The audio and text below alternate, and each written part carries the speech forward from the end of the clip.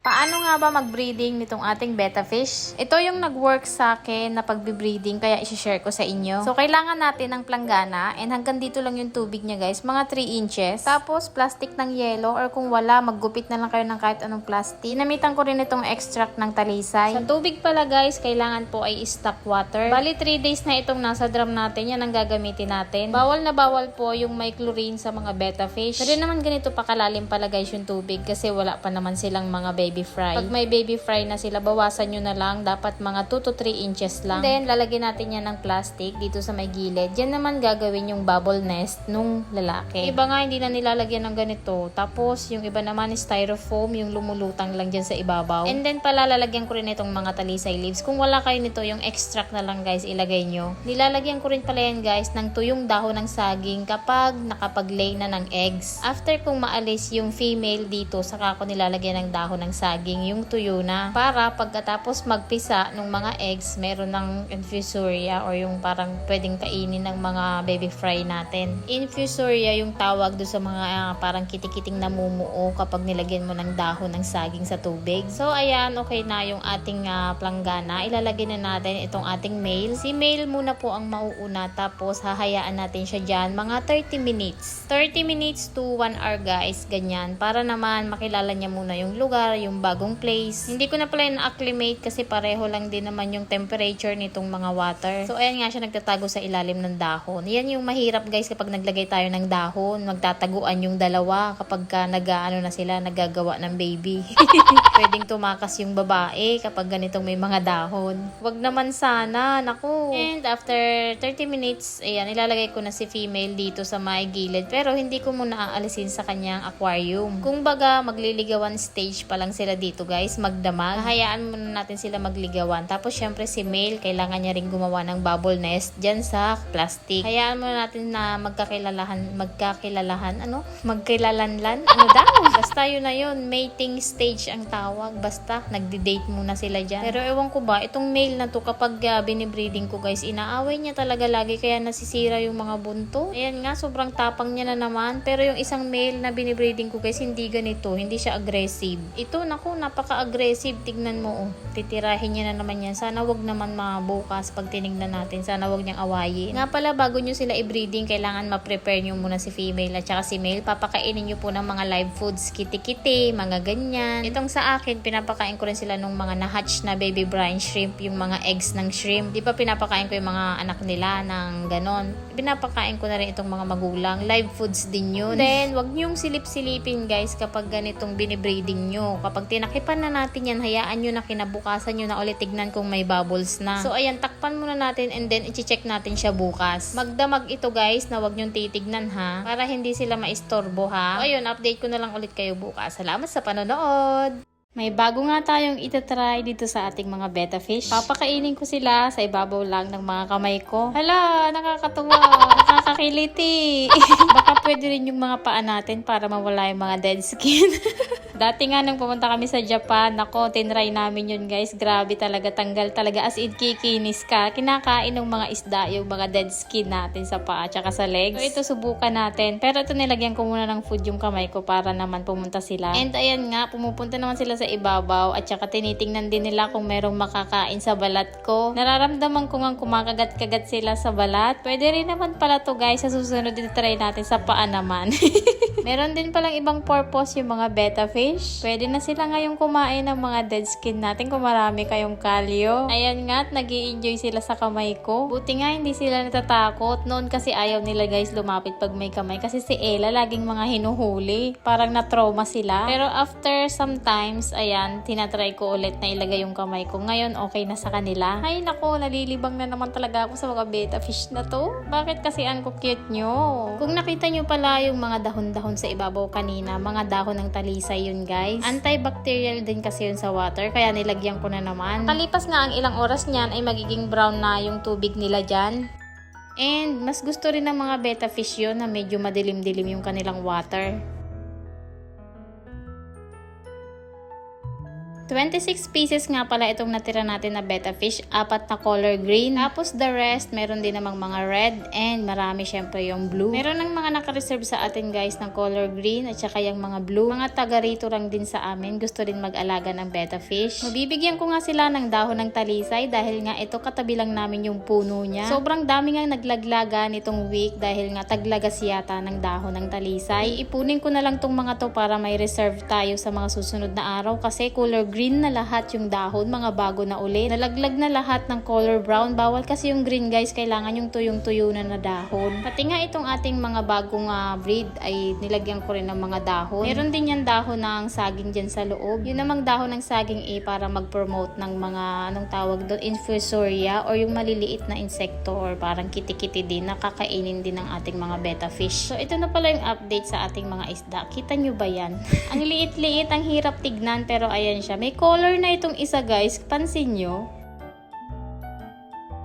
Parang color blue na naman yata tong mga isda na to Kawaga, yung nanay kasi nila talaga blue guys. So ayan, nakikita nyo yung color blue na naman yata. So ito na yung mga sizes nila. Mga 2 weeks mahigit na rin po yan. Napansin ko nga na mas mabilis lumaki dito nung nilagay ko sa planggana. Yung medyo malawak yung kanilang languyan. Ay siya, kung nandito ka pa rin hanggang ngayon, maraming salamat. Hanggang dito na lang muna yung ating mini vlog. Sa susunod na update ulit sa ating betta fish. Salamat sa panonood. Bye! Napapagaling ko pa nga lang yung isang betta fish natin ay meron na naman tayo ditong pasyente. Marami din klaseng mga sakit-sakit guys yung mga betta fish. Ito I'm not sure guys kasi baguhan pa lang naman ako dito sa pagbebeta. Pagtingin ko nga ay hindi niya maigalaw yung kanyang buntot. Pansin nyo naman yung palikpik niya lang yung gumagalaw. Tapos parang nakabend yung kanyang mga buntot at hindi talaga gumagalaw. Nagpapakain kasi ako kanina and napansin ko siya. Kumakain naman siya pero pansin ko nakabaliko lang talaga yung kanyang buntot. So ayan, ibinukod ko na naman siya dito sa ating pagalingan na tank. And nilagyan ko ulit ng mga Betta Cure kit natin nabili, talisay, yung mga honey extract. Ayan nga at sana gumaling siya guys. Binabad ko muna siya dyan hanggang bukas. Kapag nag-aalaga ka ng betta fish, i-ready mo rin yung sarili mo sa mga ganitong senaryo. Hindi ko alam guys kung saan to nakukuha. Sa may mga alam dyan, comment down below. So ayan din yung itsura niya kapag lumalangoy. Medyo nakalitaw po yung kanyang buntot tapos hindi gumagalaw. I'm not sure kung anong tawag dito pero may nakita na yata ako nito sa Facebook or sa TikTok na mga sakit-sakit talaga ng betta. Nakalimutan ko lang yung tawag. So ayan, kahit nga galawin mo siya, hindi niya talaga natutuwid yung kanyang buntot. Sino na mga naka-experience sa inyo guys ng ganito? Ano kayong pwedeng gawin? Ayan, update ko na lang ulit kayo sa susunod guys. Hayaan ko muna to dito. Para siyang na-stroke no, hindi niya maigalaw yung katawan niya pero yung palikpik niya gumagalaw naman at saka yung ulo. Kaya niya naman kumain. Hindi lang talaga siya makalangoy gamit yung kanyang buntot. Ay siya, hanggang dito na lang muna. Sa susunod ulit natin na update. Bye!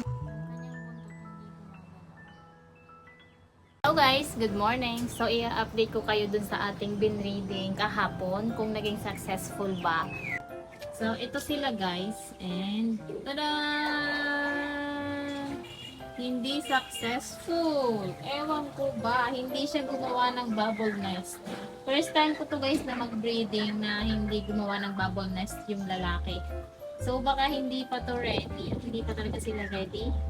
So, ayan, subukan ulit natin next time. Siguro, i-condition ulit natin sila. Bali, dati guys, itong ating male, yung color pink, na breeding ko rin po yan. And parehong fail yung 2 beses na yun. Tapos ngayon, pangatlo na, ay nako, fail pa rin. Baka may problema tong lalaki na to. So, ayan, sa mga marunong dyan sa betta fish breeding, ano kayang dahilan? Bakit ganito? Hindi siya nag-bubble nest and walang nangyari magdamag. Baka yung male talaga yung problema natin, no? Ewan ko lang din guys, hindi ko sure. Pero yung process natin, okay na okay yan. Goods na goods yan guys. Yung ating mga betta fish lang ang hindi pa ready. So baka hindi sila pair, itong dalawang to, baka hindi sila pwedeng pagsamahin. Tapos meron mga nagko-comment doon sa ating video nung nag-breeding tayo, pareho daw tong lalaki. So tignan natin itong ating babae na kulay white.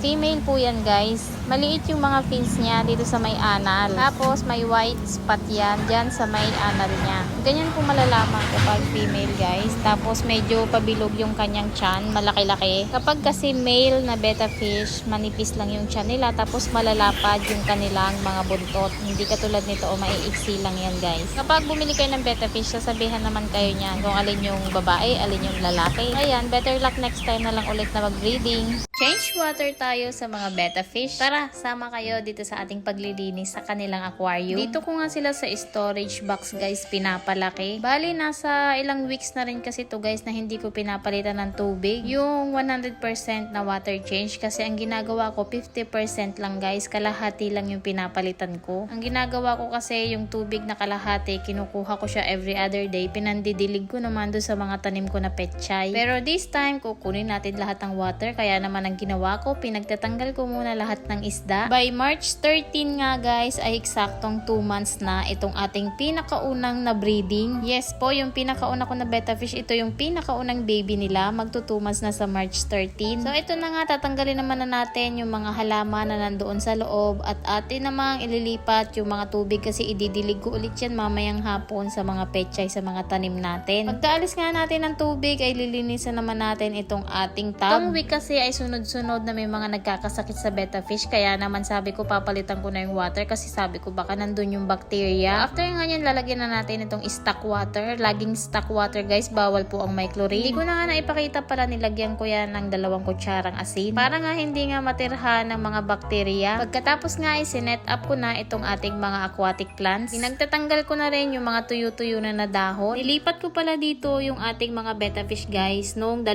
linggo na sila ng pagkakahatch. Mas maganda daw kasi kapag mas malaki yung nalalangoyan nila kasi mas mabilis silang lumaki. Ang betta fish guys ay hindi na kailangan ng aerator or yung oxygen. Kaya nga marami ang may gustong mag-alaga nito dahil nga hindi na kailangan ng kuryente. Pag pala magpapalit kayo ng tubig, wag naman palagian. Kung baga once a week, ganyan, lalo na kapag ganitong malaki naman yung inyong lagayan. Pag maliliit yung mga lagayan nyo, pwedeng 3 to 4 days kayo magpapalit ng water. Pwede rin naman na i-scoop nyo lang yung mga dumi-dumi sa ilalim. Tapos 50% lang yung water change. Kalahati lang ng kalahati yung aalisin nyo sa tubig. Tapos dagdagan nyo na ulit ng stock na water. Walang chlorine. At ito na guys, yung ating bagong setup ng ating mga baby betta fish. Bali mamaya dadagdagan ko pa yan guys ng water kasi kulang pa. Kalahati pa lang. Papakainin muna natin itong ating mga betta fish bago natin ilagay sa kanilang bagong palit na tubig na tub. Ayan nga, at sobrang dami na namang na-hatch dito sa ating baby brine shrimp. Ito yung mga itlog ng hipon guys na hinatch natin. At yan yung ipapakain natin dito sa ating mga betta fish. For 2 months guys, ito yung kinakain nila. Ayan nga, at excited na naman ang mga betta fish. Sobrang liliit lang nito guys, na kasyang-kasya sa mga bunganga nila. Grabe, nalilibang talaga ako sa pag-aalaga nito. Actually, yung bunsong anak ko yung nagpabili nito guys. Hindi ko akalain na malilibang ako nito. Pangpawala talaga ng stress guys kaysa makipagchismisan ka dyan sa kanto. Dito na uubos yung oras ko. Ayan nga, at tuwang-tuwa sila sa kanilang mga pagkain. Nag-aagawan na naman. Tignan nyo naman kung gano'ng kaliliit guys yung itlog ng shrimp. Kung mapapansin nyo nga pala, yung ating mga baby betta fry ay hindi pare-pareho ng size. Merong malalaki at merong maliliit pa rin mga banso. Kaya naman kapag magpapakain kayo, siguraduhin nyo yung maliliit, mabibigyan nyo rin. Kasi kung hindi, yung malalaki, uubusin nila lahat ng pagkain kaya walang natitira dun sa maliliit na yan. Hindi talaga sila pare-pareho ng size sa paglaki. Merong mga nauuna at merong nahuhuli. Nga pala, meron ding iba-ibang pwedeng ipakain dito sa baby betta fish natin. Kaso nga lang, mahirap mag-culture kaya itong baby brine shrimp lang ang akin. Meron pa ngang natira kaya naman dito ulit natin ibibigay sa bago nating na breeding. Mga 3 weeks na rin ito guys. Nasa 100 plus piraso yan. Grabe, sobrang dami. Paano ko pakakainin yun? Sobrang successful nga nung pangalawa natin dahil ito ngang una natin ay nasa 26 lang yung nabuhay. 26 piraso lang yan guys yung nililipat ni Ella Pot dyan sa tub. Kaya naman excited ako dun sa ating pangalawang breeding kapag naglabasan na yung color nun tapos ililipat natin sa ganito rin nakalaki. Sobrang dami nila. Ayoko pa kayang pakainin yung ganun kadami. At kung hanggang dito ay nanonood ka pa rin ay maraming salamat po. Huwag kalimutan mag-follow para sa susunod na mga update natin dito sa ating mga betta fish. Thank you for watching. Bye! Nagkasakit yung isa nating betta fish. Kaya naman for the rescue ang kanilang mami. Kung nagpapakain nga ako ay nakita ko sa ilalim itong isa. Akala ko nga nung una ipatay na. Tapos naman ay nung hinawakan ko lumalangoy naman pero matamlay. Kaya naman ibubukod na natin siya. Pagagalingin muna natin. Ganito nga pala ako guys magpagaling ng aking betta fish. Nangyari na rin kasi ito nung nakaraang week. Feeling ko nga ay hindi sila natutunawan. Parang napapasobra yung pakain ko. Pero nung nakaraang week ay gumaling na yun guys. Kulay green pa naman yun. Ito namang nandito ngayon ay color blue naman. So ito yung mga gagamitin pala natin para mapagaling yung ating betta fish. Subok na subok ko na nga to dahil nga nung nakaraang week sabi ko sa inyo yung kulay green. Naku ngayon napakaliksi na. Hindi ko nga lang yung na video dahil nga kinabahan ako kala ko mamamatay. Dahil nga dito sa mga extract na ito kaya naman napagaling natin yung color green natin na betta fish. Ito nga isang to ay talisay. Kapag pala bumili ka nito isang set na yan. Bali yung tatlo na yung matatanggap mo. Nakita ko lang din yan doon sa mga nag-aalaga ng betta fish. Hindi naman talaga kasi natin maiiwasan na magkakasakit yung ating mga isda. First time ko nga mapagaling yung isa kaya naman susubukan ulit natin ito. Nakakaawa naman kasi pag pinabayaan natin ay mamamatay talaga yan. Bali kukuha lang din tayo ng tubig galing dun sa kanilang aquarium. Tinatansya-tansya ko nga lang to minsan dalawa tapos minsan napapadami. Okay lang naman yan. Para nga mas lalong gumaling agad. And meron din tayo dito guys yung talisay extract. Yun talaga yung tadamihan natin para mabago yung color nitong ating tubig. Kung meron kayong talisay na dahon pwede rin naman yun guys kaso nga lang maproseso pa matagal bago maging color brown yung tubig. Kailangan mo pang ibabad yung dahon ng matagal sa tubig. Pero itong mga to ready na and sobrang effective talaga. Ito nga yung ating betta fish guys. Ayan, nakahiga lang siya sa ilalim and hindi siya masyadong naglalangoy. Ganyan na ganyan yung nangyari doon sa kapatid niya na color green naman. Bukas titignan natin kung magiging okay na siya. Sana makasurvive to guys. Kita nyo naman kasi yung tiyan. Sobrang laki. Kung ano-ano nga kinakain nila sa loob ng aquarium nila. Plano ko nga lagyan ng kulambo yung kanilang lagayan. Dahil nga pag may nalalaglag doon kahit mga alikabok kinakain yata ng mga to. Kahit anong lumitaw sa tubig ay kinakain nila kasi naka-open lang yung kanilang lagayan. Kung gusto nyo rin pala ng mga ganito guys para sa pag-aalaga ng betta fish, ilalagay ko na lang yung link sa comment section. So, ayun na nga guys, ito na siya ngayon, nagbabalik tayo. Maliksi na nga at lumalangoy na. Ibabalik na nga natin to dun sa kanilang mga kapatid dahil okay naman na siya. Hindi na siya laging nasa ilalim na nakahiga lang. Hindi ko pala yung pinakain ng 24 hours. Ay siya, hanggang dito na lang muna yung vlog natin. Thank you for watching!